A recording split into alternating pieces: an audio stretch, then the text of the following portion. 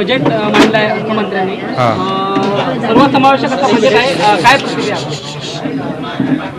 मी प्रचारात असल्यामुळे बजेट बघितलेलं नाही, पण मी तुम्हाला सांगतो माझा अनुभव, कारण का ह्या विषयाचा मी अभ्यासक आहे.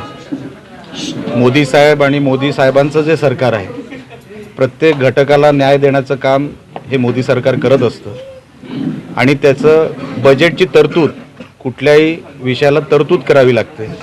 आपण मागच्या अनेक वर्षांचा अनुभव जर मोदी सरकारच्या माध्यमातून घेतला तर प्रत्येक घटकाला न्याय देण्याचं काम मोदी सरकार करत असतं. आताचं बजेट पण जे काही मागच्या वर्षीचं बजेट होतं त्यापेक्षा जास्तच असेल, कुठे कमी नसेल. कारण का मी बजेट बघितलेलं नाही, पण मला ज्या गोष्टींचा अनुभव आहे, मोदी साहेब जी तरतूद करतात ती कुठेही कमी करत नाही.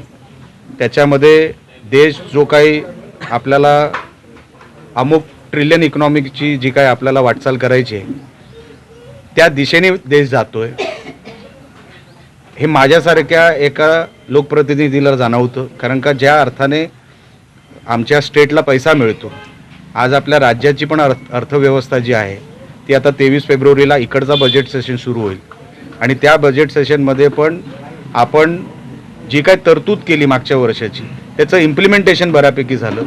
केंद्र सरकारने 15 वित्त आयोगाच्या माध्यमातून जे पैशाचं ॲलोकेशन आपल्या महाराष्ट्र राज्याला ठरवलं होतं तेही आपल्याला डिसेंबरमध्ये मिळालेलं आहे.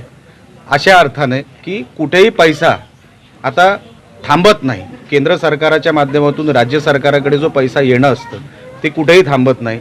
अशी काम करायची पद्धत मोदी साहेबांची आहे. म्हणून मला खात्री आहे की या देशाच्या बजेट देशाच्या प्रत्येक घटकाला न्याय देणारं बजेट असेल.